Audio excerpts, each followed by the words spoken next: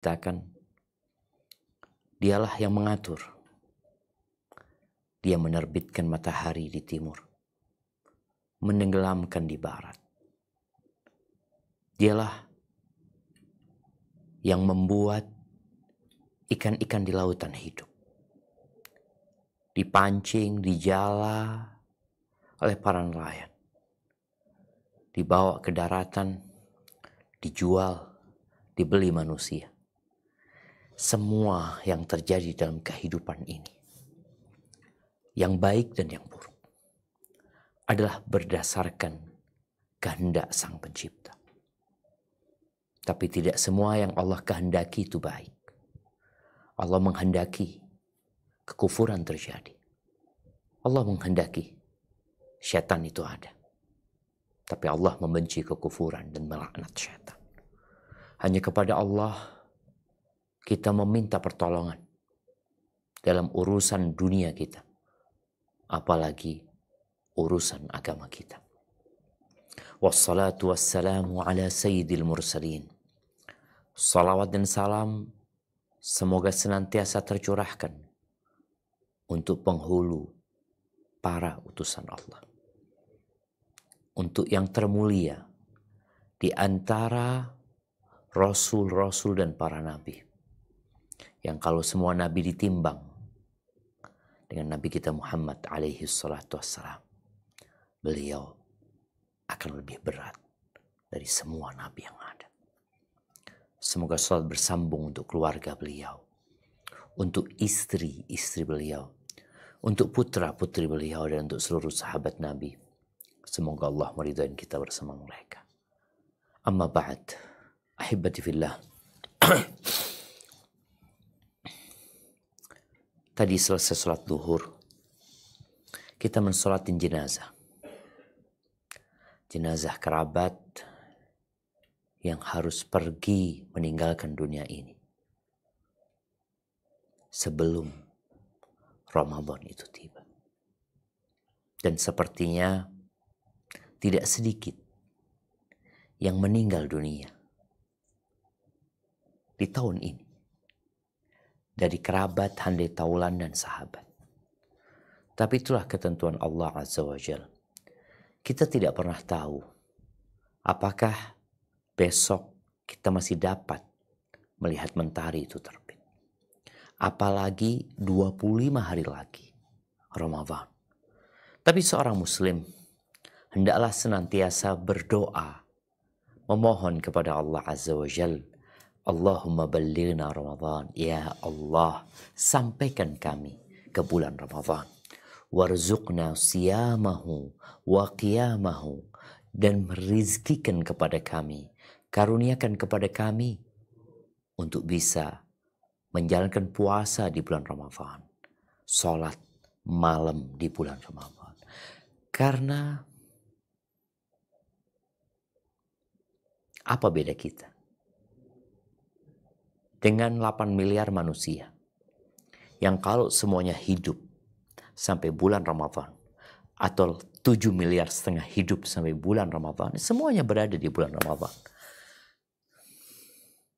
Apa beda kita dengan orang-orang kafir? Mereka sama-sama memasuki bulan Ramadan. Bedanya, kenapa dan ada apa dan untuk apa Ramadan Allah hadirkan buat kita. Ada yang berpikir bahwa Ramadan, ya puasa, itu sudah rutinitas yang kita lakukan. Kebiasaan yang terus berlanjut tatkala kita hidup. Ada yang berpuasa karena ingin sehat.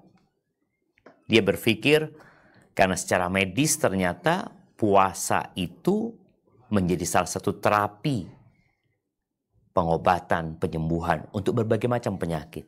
Untuk mengembalikan sel-sel manusia yang sudah rap, yang sudah mati mungkin, atau yang sudah tua. Ada yang memang tidak puasa. Karena mungkin dia berpikir puasa itu menyusahkan, merepotkan. Hadirnya bulan Ramadan buat dia adalah petaka. Karena ada banyak batasan-batasan yang harus dia menahan diri di situ.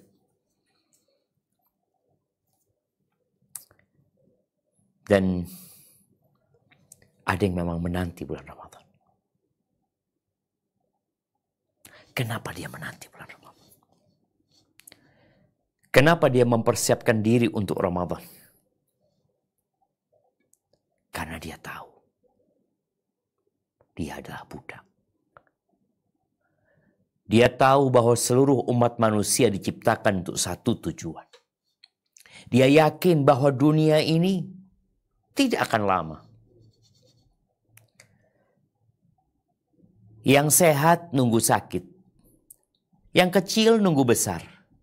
Yang besar nunggu tua. Yang miskin nunggu kaya, yang kaya nunggu miskin. Yang hidup nunggu mati. Yang mati nunggu kiamat dibangkitkan. Kita sedang tidak dalam kehidupan yang sebenarnya. Kita sedang berada di tempat transit. Di sini ada aturan yang harus dijalankan. Yang kau makan, yang kau minum, yang kau pakai dari tubuhmu, itu ada perhitungannya. Bukan pemerintah yang memberikan kedua tangan kepada kita. Bukan pemerintah yang memberikan kedua mata buat kita. Kedua kaki buat kita. Kedua bibir, lisan, jantung, hati. Enggak. Maka di sini manusia yang yakin bahwa dia akan dibangkitkan kembali, bahwa akan ada kehidupan yang sebenarnya, yang kekal dan abadi, dia akan mempersiapkan diri. Makanya kalau bicara masa depan, nggak ada masa depan buat Indonesia. Nggak ada masa depan buat kita. Kita tahu bahwa masa depan semua umat manusia kuburan itu. Nggak ada apa-apanya, kita lihat tuh. Di situ, ditinggal, dilupakan, dibiarkan. Keluarganya pun tidak ikut menyertai. Hartanya pun ditinggal begitu saja. Dia sendirian di sana. Tidak ada yang mendampingi? Ada. Siapa? Amal perbuatan. Ya,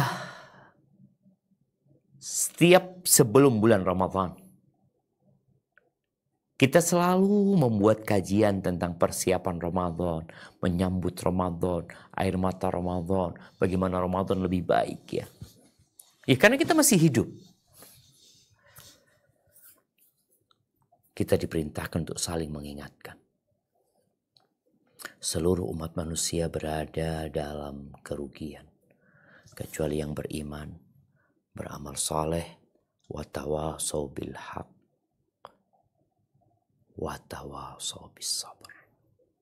Gak cukup engkau jadi orang soleh, gak cukup. Anda sudah beriman, Anda sudah beramal, gak cukup. Terus engkau punya kewajiban lain. Watawasau bil haq. Saling mewasiati untuk menetapi kebenaran. Capek, lelah, seorang berpegang teguh dengan kebenaran, khususnya di akhir zaman, kal qabidi 'alal jamr, seperti orang yang memegang bara, menggenggam bara api. Pedih, dia nggak kuat, dia akan terluka, dia akan menderita. Tapi tatkala itu keselamatan dia, maka dia akan pegang. Disinilah kita perlu saling mengingatkan. Mungkin sebagian sudah jenuh, capek dengan kajian. Kajian lagi, Ramadan lagi. Ya, engkau sering lupa. Kita sering lupa. Kita sibuk dengan dunia kita. Kita menata anak tangga menuju ke masa depan yang sia-sia. Artinya masa depan yang akan ditinggalkan. Masa depan yang hakiki dan sebenarnya kadang-kala kita remehkan dan kita abaikan. Apa kata Allah Azza wa Jalla di surat Adz-Dzariyat ayat 55 sampai 58. Coba kita baca.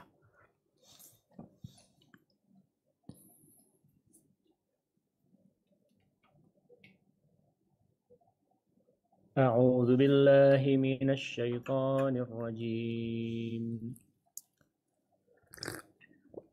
وذكر فإن الذكرى تنفع المؤمنين وما خلقت الجن والإنس إلا ليعبدون ما أريد منهم من رزق وما أريد أن يطعمون إن الله هو الرزاق ذو القوة المتين. Yang artinya, teruslah memberi peringatan, karena sesungguhnya peringatan itu bermanfaat bagi orang-orang mukmin. Tidaklah aku menciptakan jin dan manusia kecuali untuk beribadah kepadaku. Aku tidak menghendaki rizki sedikit pun dari mereka dan tidak menghendaki agar mereka memberi makan kepadaku. Sesungguhnya Allah lah Maha Pemberi rizki yang mempunyai kekuatan lagi sangat kukuh. Adz-Dzariyat 55 sampai 58. Allahu Akbar, jemaah. Itulah kenapa kita ada. Kita punya cita-cita. Dalam kehidupan ini kita juga merangkai mimpi, merajut masa depan. Ingin menjadi dokter, spesialis, obgyn. Ingin punya klinik. Ingin punya rumah sakit. Ingin, dan ingin. Bagaimana ambisi manusia berbeda-beda. Karena dunia ini menggoda. Ada yang berlari mengejar jabatan dan kedudukan serta kekuasaan. Ada yang berlari mengejar karir dan penghormatan. Ada yang berlari pagi, siang, sore, malam mengumpulkan harta. Sampai lupa waktu. Sholat pun ditinggalkan. Ya. Ada yang hobi olahraga. Ada yang hobi motor. Apalah, manusia punya banyak hobi, punya banyak kesenangan. Tapi yang perlu diketahui bersama, engkau diciptakan untuk mengabdi kepada Allah Azza wa Jalla. Dapat apa kalau kita mengabdi kepada Allah Azza wa Jalla? Manusia punya ambisi, dia punya syahwat, dia punya kemauan, dia punya kesenangan. Dia ingin melampiaskan kesenangan dia. Iya. Kalau engkau mengabdi kepada Allah Azza wa Jalla, Allah itu pemilik langit dan bumi ini. Kita tahu di dunia ini ada banyak penjilat-penjilat yang menginginkan sesuatu. Dia menjadi penjilat kepada atasannya. Karena dia berharap dia dimutasi ke tempat yang lebih nyaman. Dia mendapatkan mungkin gaji yang lebih. Dia bisa cuti, macam-macam lah dia lakukan manusia itu. Engkau tahu siapa pemilik bumi ini? Siapa pemilik Pulau Jawa ini? Siapa pemilik Kalimantan? siapa pemilik Papua? Siapa pemilik Asia? Siapa pemilik bintang-bintang yang bertaburan di langit sana? Allah. Bayangin nih, gimana kalau yang engkau cari itu Allah? Cita-citamu berharap keridhaan Allah Azza wa Jalla.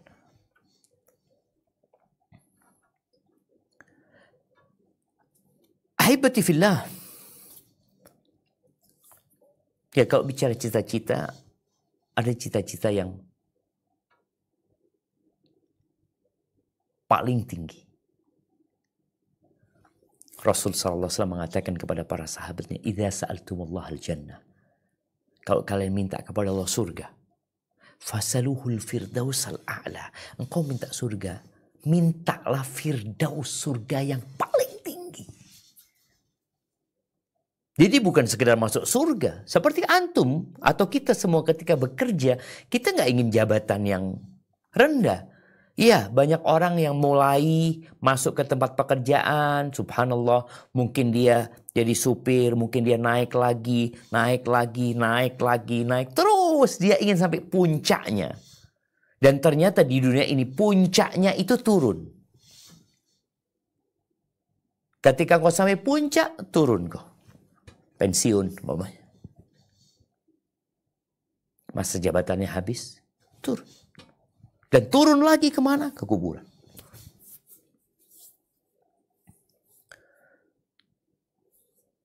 Maka Imam Ibnu Qayyim menjelaskannya.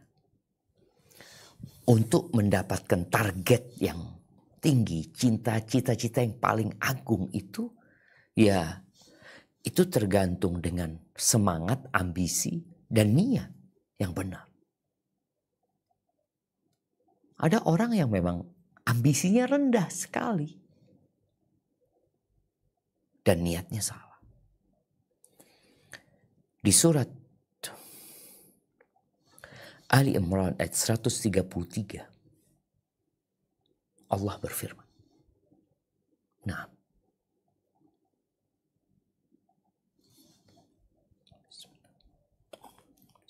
A'udzu billahi minasy syaithanir rajim.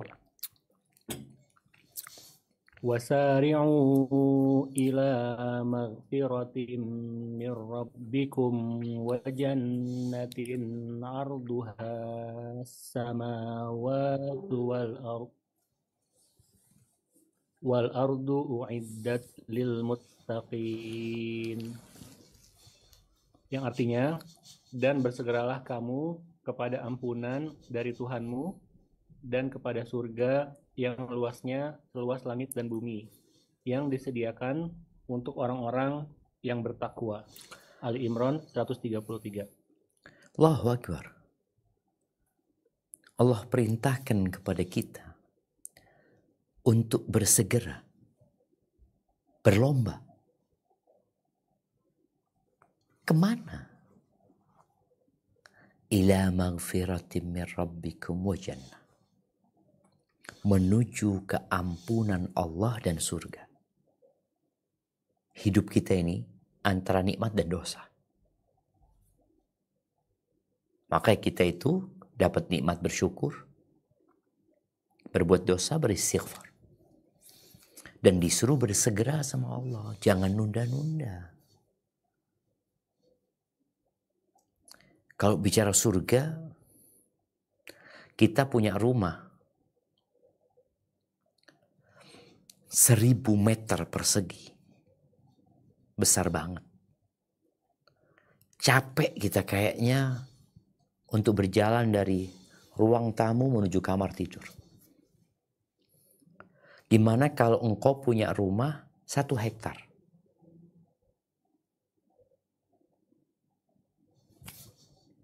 Lebih capek lagi. Tapi gak ada capek di surga. Surga itu luasnya seluas langit-langit dan bumi. Berapa miliar planet ada di sana. Bintang-bintang. Yang itu akan jadi bagian surga.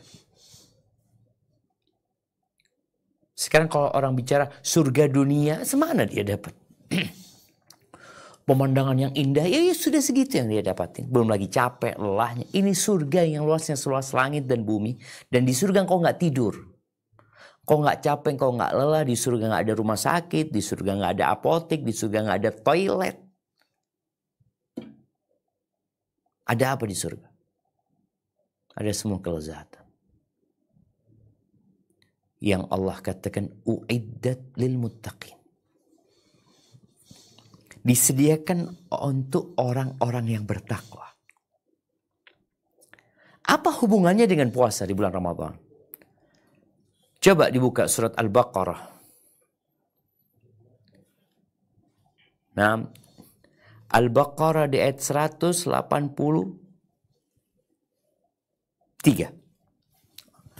Mencapai takwa. Artinya Allah yang menyediakan surga. Allah memudahkan bagi kita lorong dan jalan-jalan menuju surga. Salah satunya puasa. Maka Ramadan nih sejatinya untuk menciptakanmu agar engkau nggak seperti yang kemarin. Coba kita baca ayatnya. Ya, Al-Baqarah ayat 183. A'udzu billahi minasy syaithanir rajim. Ya ayyuhalladzina amanu kutiba 'alaikumus shiyamu kama kutiba 'alal ladzina min qablikum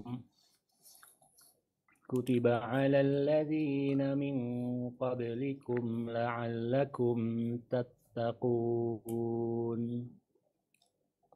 Yang artinya, wahai orang-orang yang beriman, diwajibkan atas kamu berpuasa, sebagaimana diwajibkan atas orang-orang sebelum kamu, agar kamu bertakwa. Al-Baqarah 183. Nah, ternyata puasa diwajibkan bukan untuk menyusahkan kita, bukan untuk memberatkan kita, agar kita sengsara menderita. Enggak, Allah tuh sayang sama kita. Allah itu Ar-Rahmanir Rahim. Bagaimana di bulan Ramadan pintu-pintu surga dibuka, pintu-pintu neraka ditutup. Setan-setan dibelenggu. Penyeru kepada kebaikan tiap malam mengatakan, ya baghiyal khair aqbil, wa ya baghiyal syarr aqsir. Yang ingin kebaikan lu saatnya di sini lu kok berbuat baik. Ayo. Yang punya niat jahat berhenti, udah cukup. Cukup.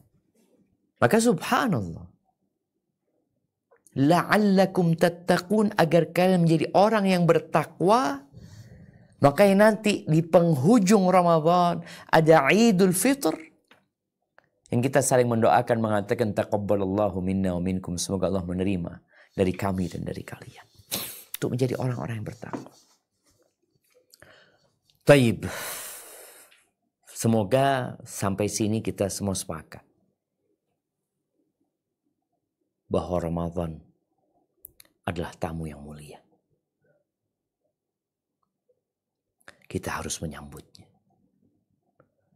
Kita harus mempersiapkan diri.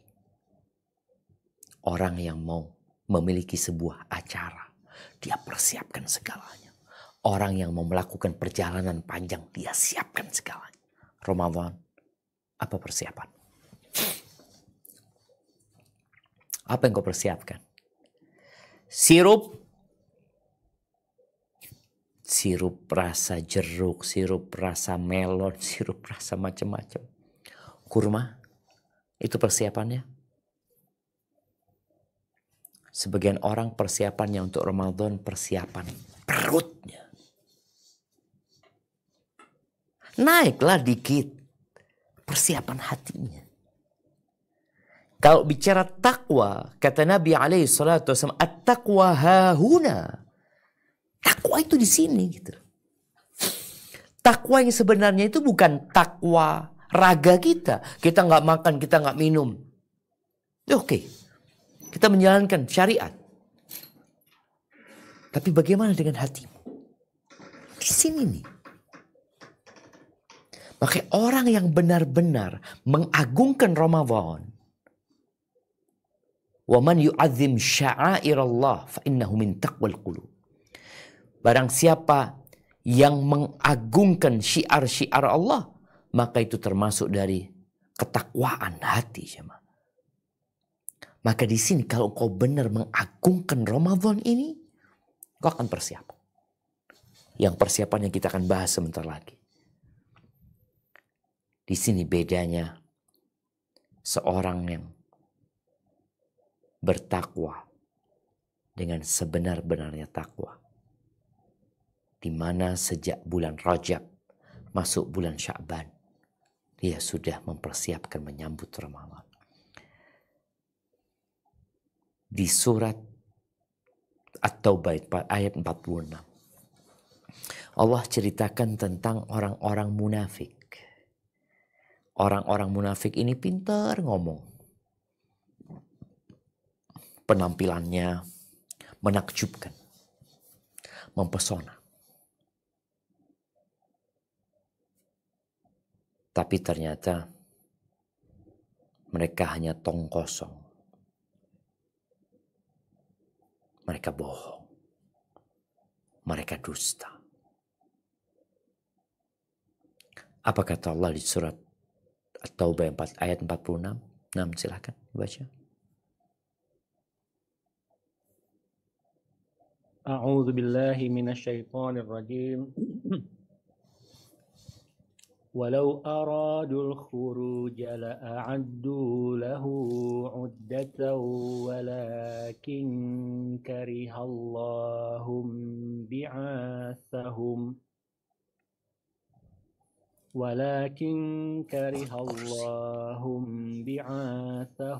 fathabbatahum wa qila qa'udu ma'al qa'idin.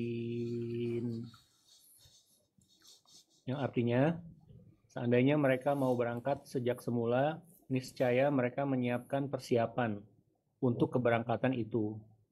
Akan tetapi, mereka enggan dan oleh sebab itu Allah tidak menyukai keberangkatan mereka.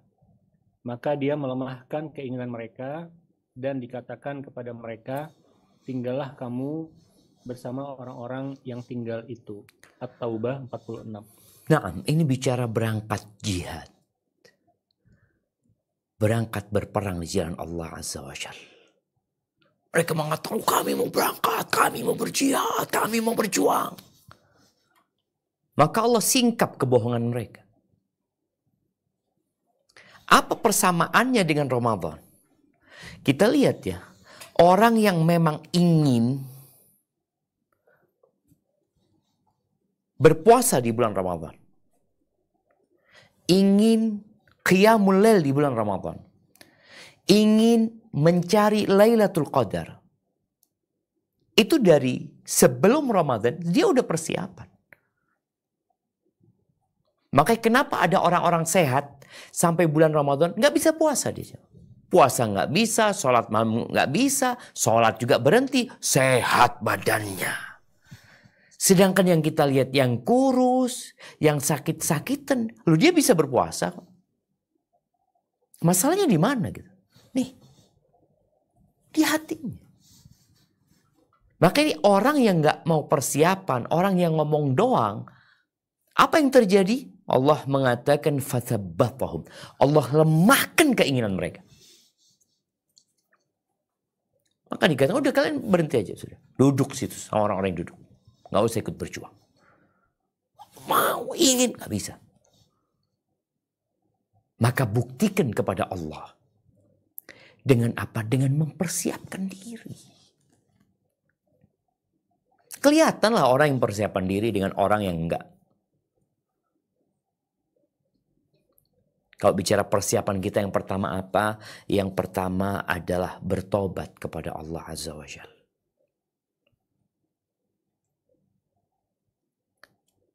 Jadi bulan Sya'ban ini bulan diangkatnya amalan.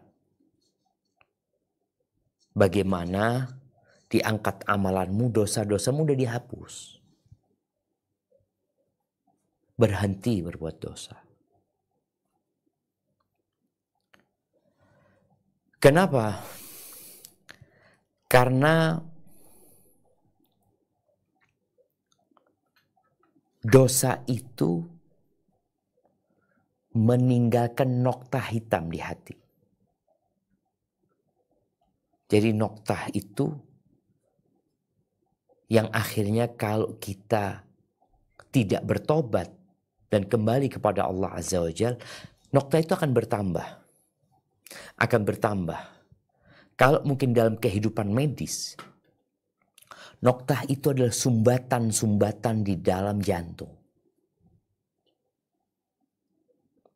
Bagaimana sumbatan itu kadangkala harus dipasang ring atau harus di-bypass. Karena kalau tidak, orang itu akan lemah. Jalan sedikit, ngos-ngosan dia. Begitu pula nih, jantung ketika banyak dosanya, engkau baca Quran sebentar udah capek. Capek udah. Orang bisa 1 juz, engkau 1 halaman gak selesai-selesai. Seperti tadi orang yang jantungnya bermasalah. Kawannya bisa berjalan, berlari 1 kilometer, dia 100 meter udah duduk, udah berhenti. Ketika ada seorang yang mengadu kepada Hasan al-Basri atau Abdullah bin Mas'ud radhiyallahu anhu tentang kenapa dia kok nggak bisa sholat malam, sedangkan orang-orang bisa. Apa bedanya dia sama orang-orang? Secara fisik sama, umur mungkin lebih muda. Dan kata dia, aku sudah persiapkan air untuk berwudu. Semua udah dipersiapkan. Karena nggak seperti sekarang ya. Di masa lalu mereka harus ambil air. Sekarang orang tinggal buka keran, langsung ambil wudu. Dulu nggak, mereka siapin ya. Mungkin sumurnya jauh, sumurnya bersama-sama. Dia bawa tuh, dia sediakan air khusus buat berwudu untuk sholat malam. Kata dia, tapi aku nggak bangun ketika orang-orang bangun. Apa kata Hasan Basri? Qayyadatka dhunubuka. Engkau diikat, dibelenggu dengan dosa-dosamu. Jadi lemah jemaah. Maka siapa saja yang merasakan beratnya ketaatan, yang perlu dia lakukan adalah memperbanyak istighfar. Katakan Rabbi ghfirli wa tub alayya innaka antat tawwabur rahim 100 kali. Baca. Selesai salat duha. Perbanyak istighfar. Ahibati fillah. Hari ini dimulai. Jangan nunggu insyaAllah nanti sepekan sebelum Ramadan ana mau tobat. Berhenti udah. Yang kedua, persiapanmu adalah belajar. Belajar tentang fikih Ramadan. Tapi sebelum belajar tentang fikih Ramadan, engkau perlu perbaiki niatmu. Tadi disinggung di awal, ada orang yang puasa karena ya tradisi, karena budaya, karena rutinitas. Ada yang karena nggak enak, ada yang karena ingin sehat, perbaiki niatmu. Maka di sini perlu belajar. Ada fiqhun niyah, ada fiqhul amal. Perlu belajar fikih niat dan perlu belajar fikih amal. Makanya baca lagi kalau engkau punya buku yang berkaitan dengan Ramadan. Artinya seorang ustadz pun perlu baca lagi. Karena ada kondisi-kondisi yang hanya terjadi di bulan Ramadan. Yang boleh jadi sepanjang tahun gak pernah ditanya ustadz. Dia jadi lupa. Dia kayaknya pernah baca ini itu. Belajar lagi. Adakan kajian khusus tentang fikih Ramadan. Ini menunjukkan kita persiapan.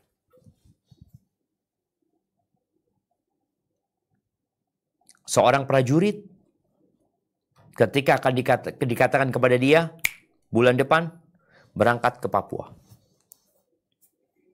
Sebuah satuan atau suatu satuan ditetapkan bulan depan berangkat ke Papua. Apa yang dia lakukan? Belajar lagi dia, mengkaji gimana kondisi Papua. Apa yang harus dilakukan ini dan itu. Apa yang boleh, apa yang nggak boleh. Apa yang dianjurkan, apa yang dibenci. Belajar.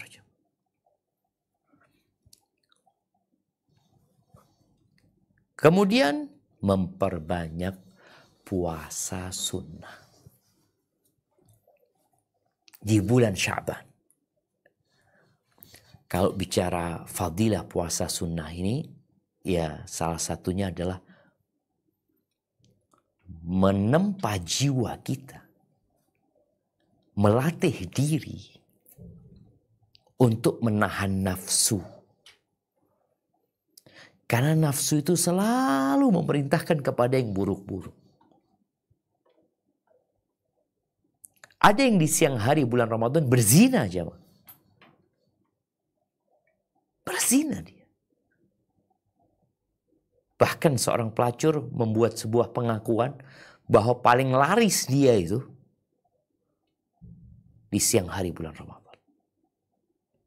Na'udzubillah. Maka bagaimana engkau menempa jiwamu dengan memperbanyak puasa sunnah? Ketika seorang ingin menikah dan tidak mampu dia melakukan pernikahan, baik karena urusan materi atau karena kondisi yang lainnya, apa kata Nabi SAW? Fa'alaihi bisyam.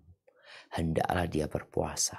Fa'innahu lahu wija. Puasa itu mengekang nafsu dia. Arahan siapa ini? Nabi SAW. Nabi Muhammad SAW yang sudah dijaga oleh Allah. Diampuni dosanya yang lalu dan yang akan datang. Apa kata Aisyah radhiyallahu anha tentang beliau sebelum Ramadan? Kana Rasulullah sallallahu alaihi wasallam yasumu hatta naqula la yuftir wa yuftir hatta naqula la yasum. Wa ma ra'aitu Rasulullah sallallahu alaihi wasallam istakmala syahran illa Ramadan. Wa ma ra'aituhu aktsara siyaman minhu fi Sya'ban. Kata Aisyah, Rasulullah SAW biasanya beliau itu puasa berhari-hari. Kita katakan Nabi gak berbuka nih. Puasa, sekarang puasa, besok puasa, lusa puasa terus. Tapi nanti di waktu lainnya, tahu-tahu beliau gak puasa berapa hari gitu ya. Beliau gak puasa. Dan aku tidak pernah melihat Nabi SAW puasa sebulan penuh kecuali bulan Ramadan. Dan aku tidak pernah melihat beliau banyak puasa seperti puasa beliau di bulan Sya'ban. Sampai Aisyah, ini hadis rawahu Bukhari wa Muslim ya. Di riwayat Imam Muslim dikatakan kana yasumu Sya'ban kullah. Nabi puasa bulan Sya'ban semuanya. Kana yasumu Sya'ban illa qalila. Beliau tidak berpuasa di bulan Sya'ban kecuali sedikit. Alaihi salatu wassalam. Kemudian Nabi ditanya oleh Usama bin Zaid, "Ya Rasulullah, lam araka tasumu min syahrin minasyuhur." Aku nggak pernah ngeliat engkau puasa di satu bulan dari bulan-bulan yang ada engkau puasa seperti puasamu di bulan Sya'ban. Ada apa nih? Dzaka syahrun taghfalun nasu fihi anhu. Itu bulan yang manusia melalaikannya. Baina Rajab wa Ramadan, bulan itu berada di tengah-tengah antara bulan Rajab dan bulan Ramadan.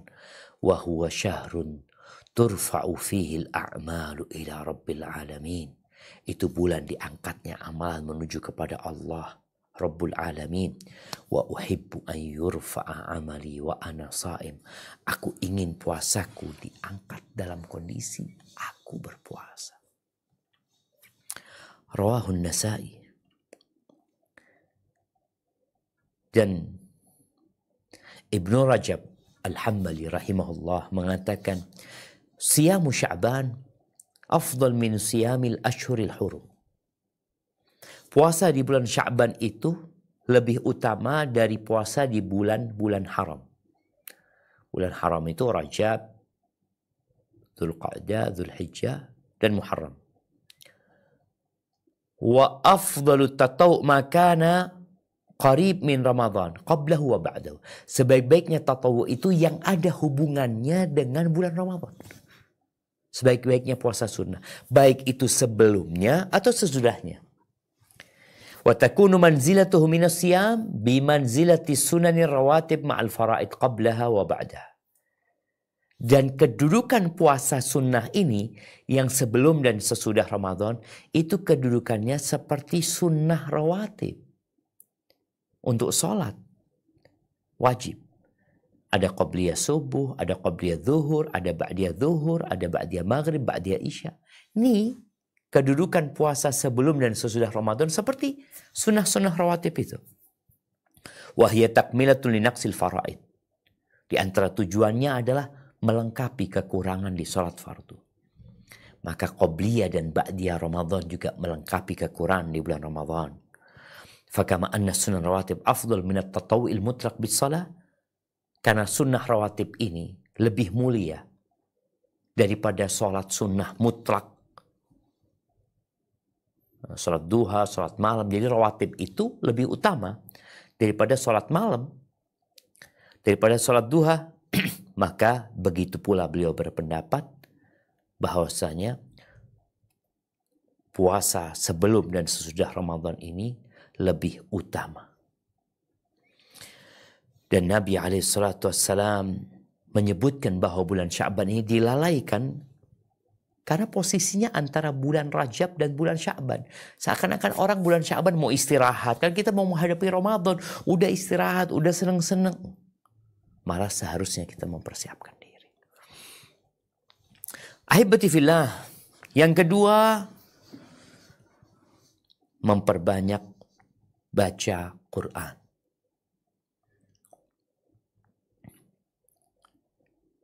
Dan mengeluarkan zakat. Subhanallah ya.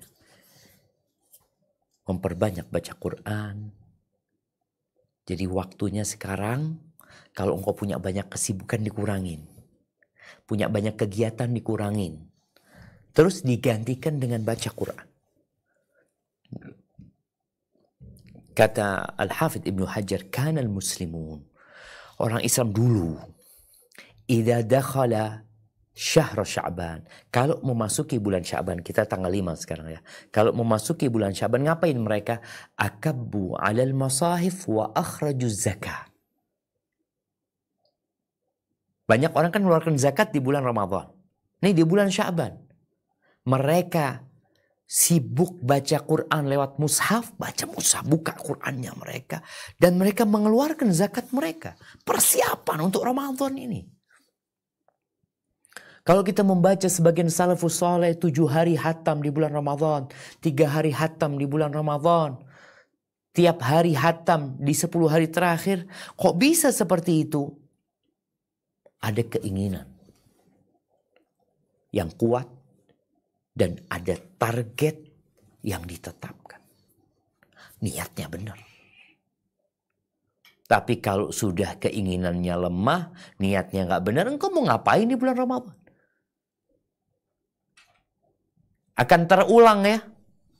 Fenomena yang sering kita lihat. Masjid itu di awal Ramadan rame. Orang hanya modal semangat. Tapi nggak punya persiapan. Padahal Ramadan 30 hari atau 29 hari. Seperti orang yang lari maraton. Kalau dia hanya modal semangat di awal. Tengah jalan berhenti dia. Loh, ada persiapannya. Ada latihannya. Kemudian perlahan-lahan. Tapi pasti. Karena perjalanannya panjang.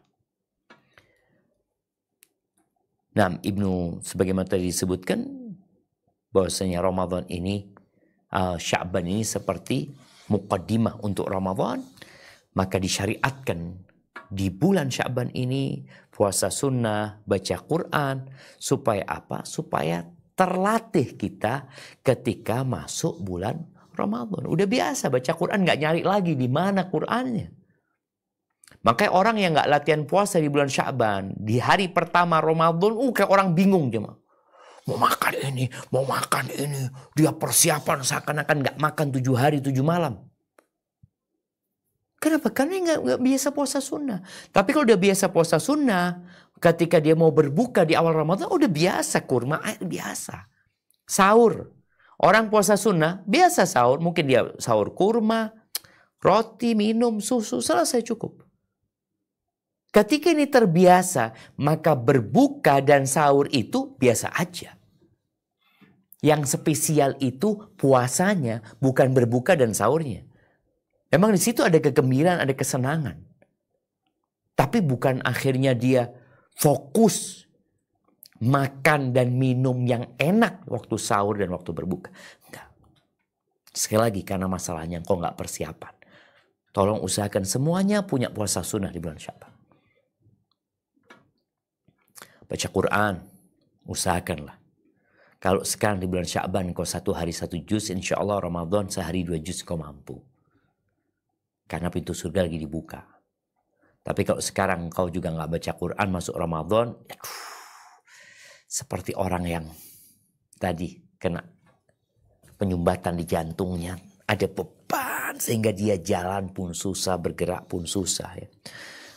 Kemudian keluarkan zakatmu. Kalau memang sudah waktunya atau belum masuk waktunya. Karena zakat itu boleh disegerakan. Ini juga termasuk persiapan ketika engkau mengeluarkan zakatmu. 2,5% zakatnya kalau bicara. Bukan zakat fitrah ya. Kemudian engkau tambahkan dengan sodako. Sodako itu bukti keimananmu. Bukti persiapan dirimu. Seperti orang yang bawa beban berat, mulai dia keluarkan. Jadi enteng dia jamaah. Kemudian jangan lupa silaturahim. Kenapa? Karena ini bulan diangkatnya amalan. Sambung rahimmu, perbaiki hubunganmu dengan manusia. Karena di antara orang yang amalannya nggak diangkat, yang kata Nabi Sallallahu Alaihi Wasallam, musyrik atau musyahid. Orang musyrik dan orang yang menyimpan dendam yang tidak bertegur sapa dengan bersaudara. Udahlah. Kau bertobat kepada Allah. Cukup setahun kau gak bertegur sapa. Karena ada yang bertahun-tahun gak bertegur sapa. Sampai kapan kau kayak gitu? Amalan orang-orang diangkat, amalanmu gak diangkat. Andiru lihadain. 2 orang ini tunda. Hatta yastaliha. Sampai 2 orang itu berbaikan. Artinya amalan itu diangkat tiap pekan, Senin Kamis. Amalan itu diangkat tiap tahun, itu di bulan Sya'ban. Buat orang-orang nih yang punya masalah dengan orang lain, nggak diangkat amalannya. Udahlah, maafkan. Kalau engkau merasa disakitin sama dia, engkau juga pernah menyakitin hati orang. Oh, nggak pernah, jangan sok suci. Engkau selalu berbuat dosa dengan Allah SWT. Dan Allah mengampuni dosamu. Kemudian ahibati fillah, manfaatkan waktu. Karena yang menyebabkan orang itu nggak bisa mencapai targetnya. Karena banyak waktu luang yang sia-sia. Kita lihat bagaimana seorang dokter ya ketika dia mau spesialis. Ya Allah, ada banyak yang dia korbankan. Keluarga kadang-kala dia korbankan. Dia fokus. Nanti harus magang di sana, magang sini. Berangkat ke sana, dia lakukan semua itu. Karena dia punya target yang tinggi yang mau dia capai. Jadi tolong waktumu, engkau punya waktu santai, waktu bermain, udahlah. Kurangin sekarang. Oh, aku biasa main bola. Baik, engkau bisa main bola, engkau bisa baca Quran enggak? Enggak, udah. Waktumu Untuk main bola gantikan baca Quran. Ya nggak bisa. Kok nggak bisa?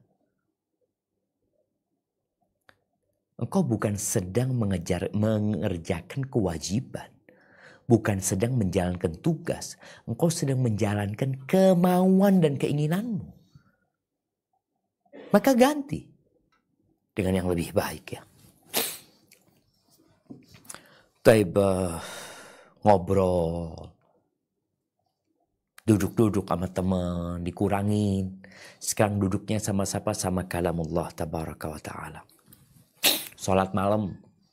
Yang gak pernah sholat, mulai malam ini sholat malam.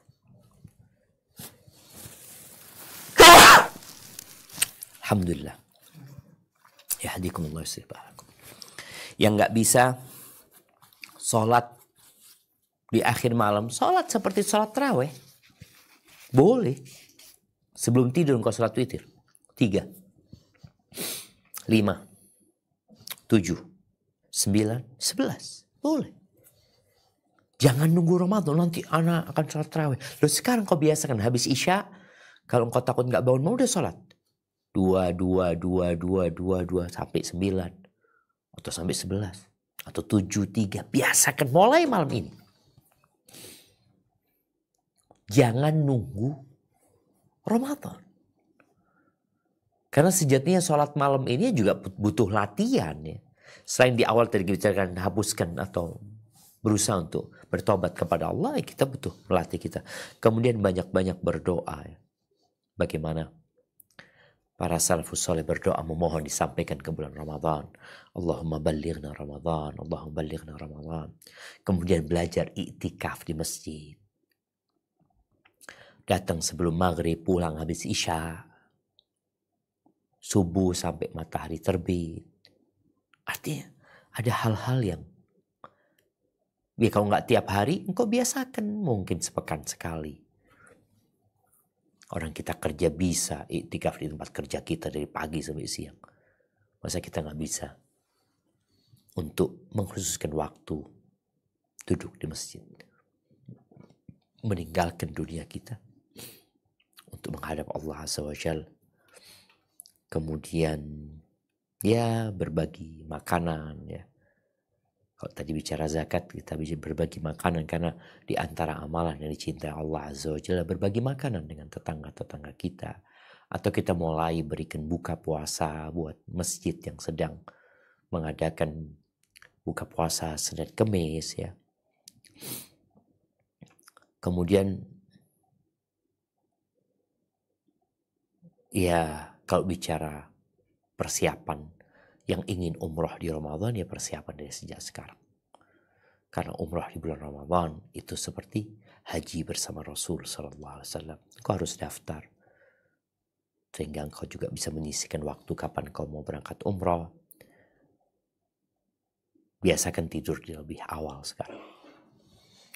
Gak malam-malam tidurnya. Supaya bisa bangun sebelum subuh. Karena kau perlu sahur. Ya ini kalau bicara rentetan kita yang mau kita kerjakan di Ramadan, kita bawa ke bulan Sya'ban. Kemudian ada banyak amalan yang bisa kita kerjakan jemaah. Semua amal kebajikan. Sholat jenazah, ngantarkan jenazah, mengunjungi orang yang sakit. Ini insya Allah akan menyebabkan hati kita lebih fresh, lebih segar, lebih kuat. Sehingga tatkala kita masuk di bulan Ramadan, kita bisa berlari dan bisa bersaing dengan orang-orang yang bersaing menuju kepada Allah Azza wa Jalla. Barakallahu fiik, itu mungkin yang dapat kita kaji pada kesempatan kali ini. Kurang lebihnya mohon maaf. Ana kembalikan ke moderator untuk memandu jalannya tanya jawab. Jazakumullah khair. Nah, barakallahu fiik Ustadz, jazakallah khair Ustadz Syafiq atas paparannya. Tadi beberapa hal yang Anda catat, tadi Ustadz mengingatkan kita ya bahwa kita semua ini adalah budak Allah Ta'ala dan kita diciptakan hanya untuk beribadah kepada Allah Ta'ala. Dan Ustadz mengingatkan juga ketika sudah meninggal nanti hanya amal perbuatan kita yang mendampingi kita dan juga memang memegang sunnah-sunnah Nabi Muhammad SAW di akhir zaman ini seperti memegang bara api yang berat ya Ustadz. Dan beberapa poin yang kita perlu siapkan di bulan Sya'ban ini sebelum memasuki Ramadan adalah bertaubat, belajar fikih Ramadan, puasa sunnah, memperbanyak baca Al-Quran Karim, mengeluarkan zakat, banyak berdoa, melatih itikaf, dan juga berbagi makanan kepada saudara-saudara kita. Nah, Ustadz, ini sudah ada beberapa pertanyaan, baik yang langsung ataupun chat Zoom. Nanti kita berbagi saja giliran. Mungkin yang pertama, Anda persilakan untuk yang bertanya langsung kepada Ustadz, pada Harun, Cirebon, Jabar. Anda persilakan.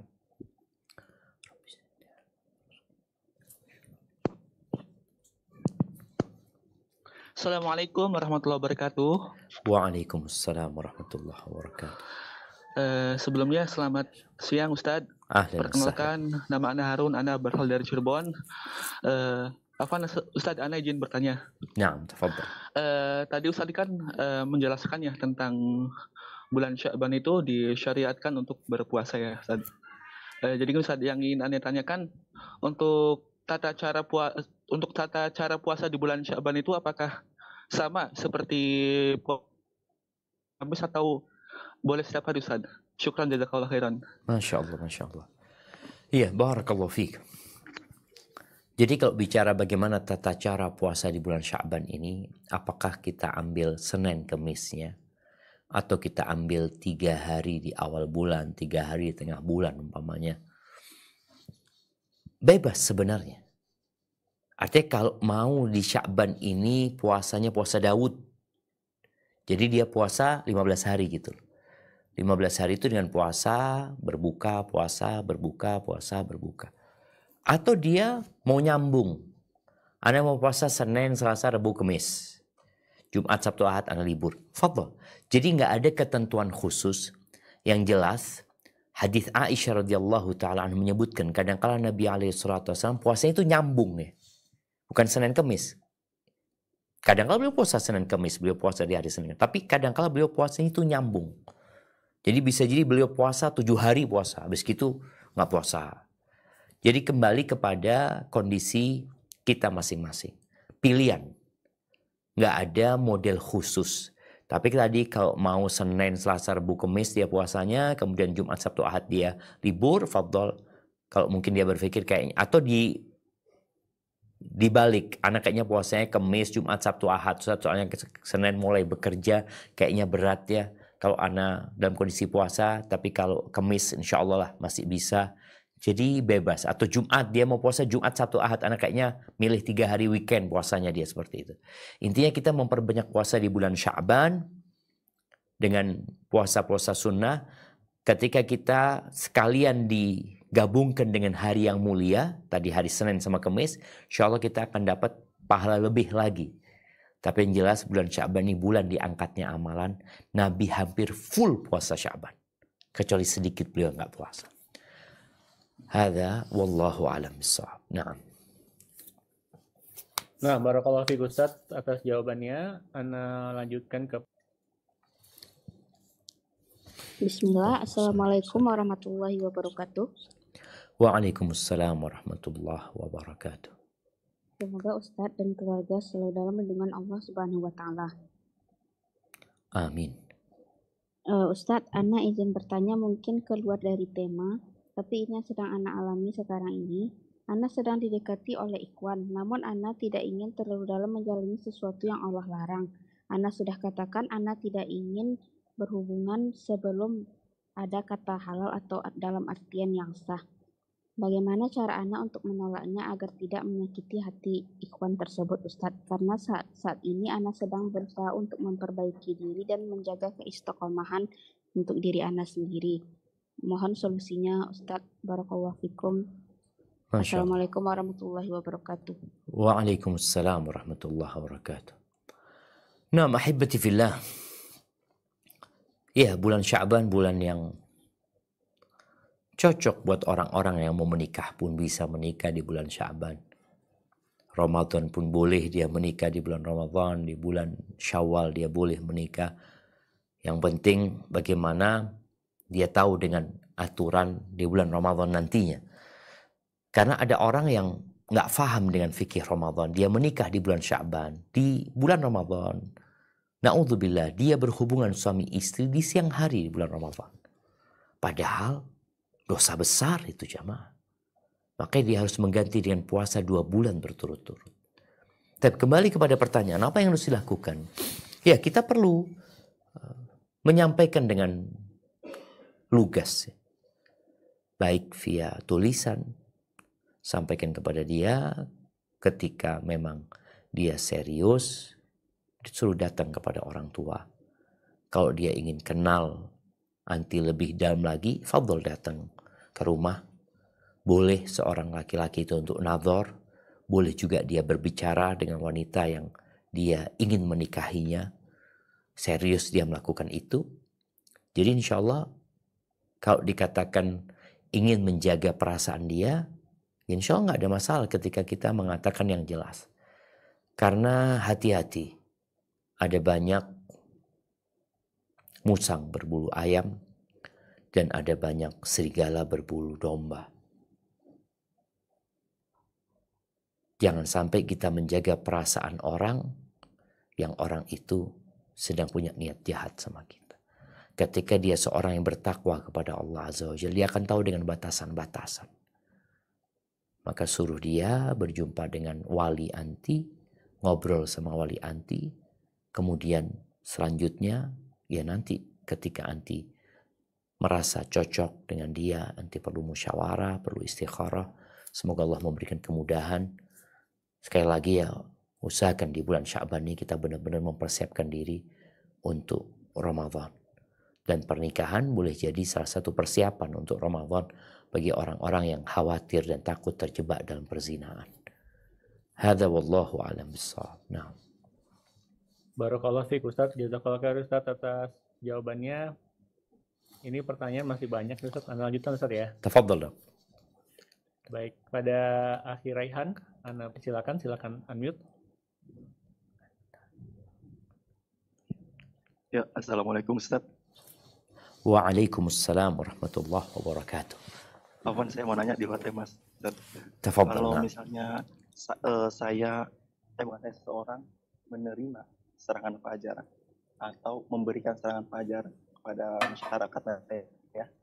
Nah itu udah tahu nggak boleh tapi dia tetap melakukan itu.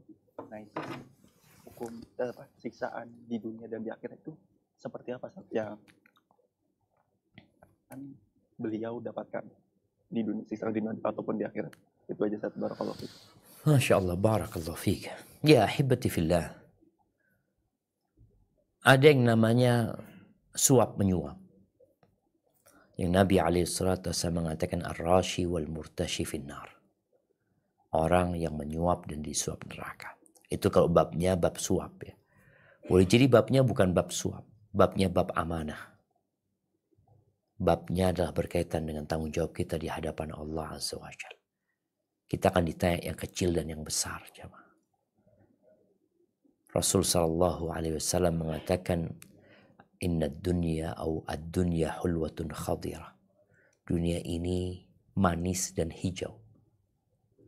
Wa inna allaha mustakhlifukum fiha.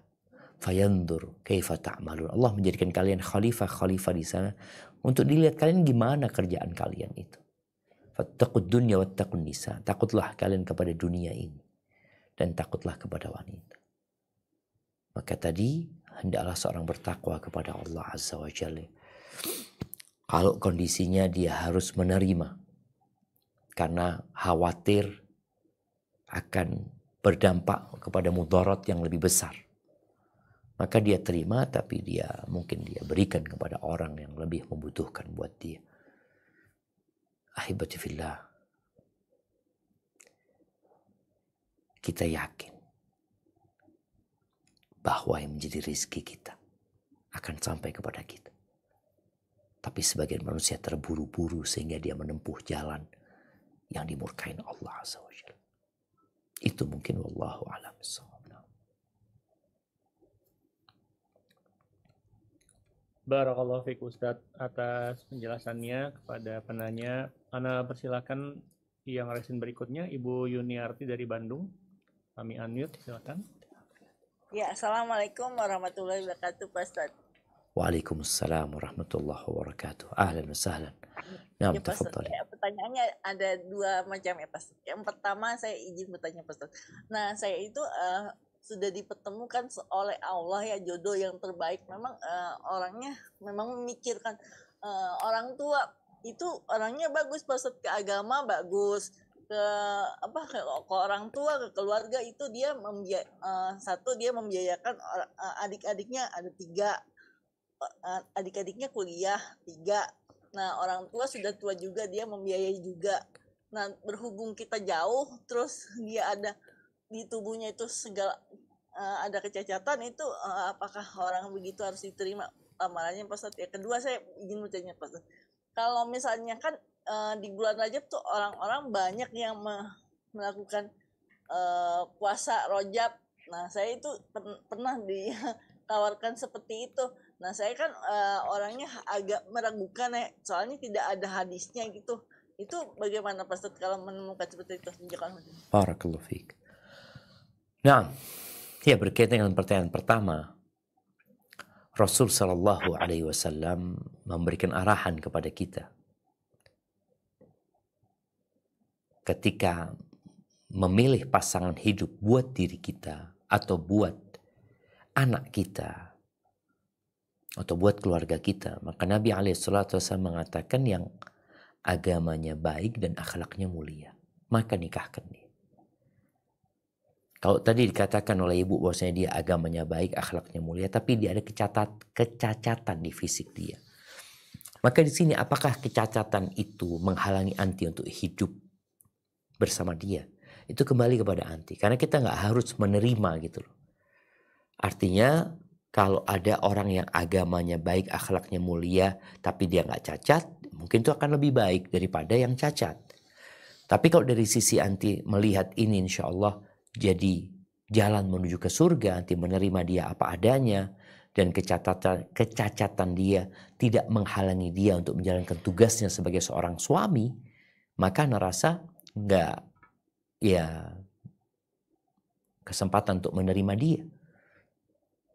Boleh jadi ini dikirim sama Allah dan anti siap menerima kecacatan dia. Intinya ada kesiapan. Soalnya kalau tidak, ada orang mau terpaksa menerima, nanti di tengah jalan dia akan merasa nggak cocok, nggak pas, ini itu. Padahal kau sudah tahu dari awal. Dan boleh jadi dia lebih baik daripada seorang yang ganteng, seorang yang kaya, dan sempurna, tapi ada kekurangan di akhlak atau di agamanya. Silahkan istikharah dan bermusyawarah. Adapun berkaitan dengan puasa Rajab ya, intinya kita itu dianjurkan berpuasa sepanjang tahun. Puasa-puasa sunnah, puasa Senin Kemis, puasa Daud ya, puasa tengah bulan. Di bulan Rajab pun sama seperti itu sebenarnya. Tapi ada keutamaan tersendiri. Bulan Rajab ini bulan haram. Memang tidak ada hadis khusus yang menyebutkan tentang keutamaan berpuasa di bulan Rajab dengan model dan tata cara tertentu yang sahih hadisnya. Sehingga yang dilakukan udah perbanyak puasa sesuai dengan yang diajarkan Nabi SAW, tidak dengan model-model yang hadisnya tidak sahih. Jadi orang yang punya keinginan berbuat baik, jangan sampai gara-gara hadis itu engkau nggak puasa. Udah engkau berpuasa sunnah tetap, tapi tidak mengikuti tadi hadis yang dhaif atau yang palsu, umpamanya seperti itu. Hadza wallahu a'lam bissawab. Barakallahu fiik Ustadz atas jawabannya. Ana persilakan. Ini masih ada yang resen, Ibu Sarah Ninda. Kami unmute, silakan.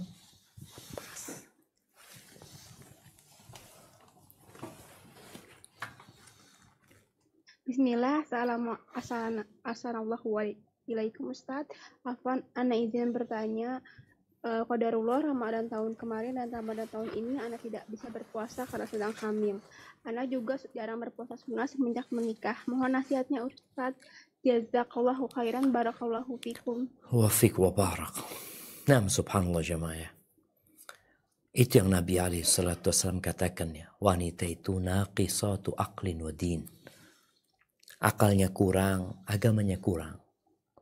Di sini para suami diperintahkan untuk memahami kondisi para wanita.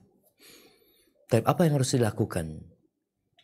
Bicara orang yang hamil, tidak selalu wanita hamil itu tidak mampu berpuasa. Kadangkala ada orang yang ngomong sama kita, udah gak usah puasa. Padahal kita mampu. Cuma secara psikologi orang sudah ngomong kayak gitu, nanti bahaya, ini gak puasa. Ada orang-orang yang memang lemah. Mungkin dokter nanti bisa jelasin ya. Kapan sebenarnya wanita itu gak boleh puasa?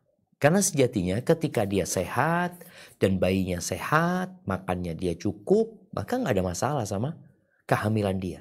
Tapi kalau memang ada kondisi wanita yang lemah, ya udah gak puasa dia. Kalau dikatakan tahun lalu gak berpuasa, tahun ini juga gak puasa, umpamanya seperti itu. Apa yang harus dilakukan? Tadi kita bicara amal soleh yang bisa dia kerjakan, dia kerjakan.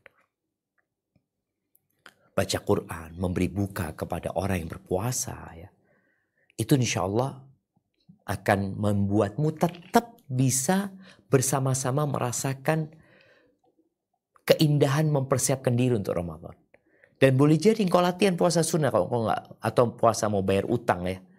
Tapi kalau memang kau nggak kuat, nanti puasanya sampai zuhur nggak kuat, ya sudah mau gimana? Takut membahayakan dirimu. Boleh jadi engkau puasanya sampai asar nanti. Karena ala bisa, karena biasa. Maka nasihat ana, engkau berusaha sekuat tenaga sesuai kemampuanmu untuk mulai. Kalau tadi sejak menikah nggak pernah puasa sunnah umpamanya ya. Maka berusaha untuk memperbanyak atau memperbaiki yang sudah lalu, membayar hutang-hutangmu. Tapi kalau engkau memang tidak mampu, ya udah engkau untuk sementara jangan berpuasa, tapi baca Quran engkau kejar. Kau perbanyak baca Quran. Kemudian engkau keluarkan zakat ketika engkau punya kewajiban. Tapi kalau engkau nggak wajib, engkau bisa berbagi makanan dengan tetangga dan orang-orang dekatmu. Terus berbakti kepada kedua orang tuamu. Menyambung silaturahim. Semoga amalan-amalan itu membersihkan hatimu dan menyebabkan engkau jadi kuat dan semangat menghadapi bulan Ramadan. Walaupun nantinya engkau nggak puasa. Barakallahu fikum. Nah, barakallahu fiik Ustadz atas jawabannya. Kami lanjutkan ke pertanyaan di chat ya Ustadz ya. Fadhil. Ini ada pertanyaan yang menarik ya tentang dosa nih Ustadz. Assalamualaikum warahmatullahi wabarakatuh. Waalaikumsalam warahmatullahi wabarakatuh. Ya. Apakah dosa-dosa kecil itu menjadi dosa besar Ustadz karena kita tidak sholat? Sehingga dosa-dosa kecilnya itu tidak gugur akibat kita tidak sholat. Yang kedua, bila ada dosa kecil yang sudah terhapus, lalu kemudian kita lakukan lagi. Apakah bisa terhapus lagi setelah sholat yang berikutnya, Ustaz? Masya Allah, barakallahu fiik. Iya, ahibati fillah, kalau bicara apakah dosa kecil akan dihapuskan apabila kita nggak sholat? Allah Azza wa Jalla mengatakan, in tajtanibu kabaira ma tunhauna anhu nukaffir ankum sayyiatikum. Kalau kalian menjauhi dosa-dosa besar, maka kami akan hapuskan dosa-dosa kecil kalian. Berarti orang yang tidak menjauhi dosa besar, ya dosa kecilnya gimana mau dihapuskan? Maka dosa kecilnya akhirnya tambah dengan dosa besar yang dia kerjakan. Nabi SAW juga mengamat selanjutnya. Dari Ramadan ke Ramadan selanjutnya. Dari umrah ke umrah selanjutnya. Itu adalah penghapusan dosa. Idza jtunibatil kabair. Kalau dosa-dosa besar ditinggalkan, dihindari. Maka segera engkau bertobat kepada Allah dan laksanakan sholat. Kemudian kalau pertanyaan yang kedua bicara. Apakah orang yang melakukan dosa kecil kemudian nanti dia melakukan lagi ya. Dia melakukan lagi. Apakah akan dihapuskan? Ketahuilah. Gak ada dosa kecil sebenarnya. Ketika dia terus-terusan melakukannya dan tidak ada penyesalan di diri dia.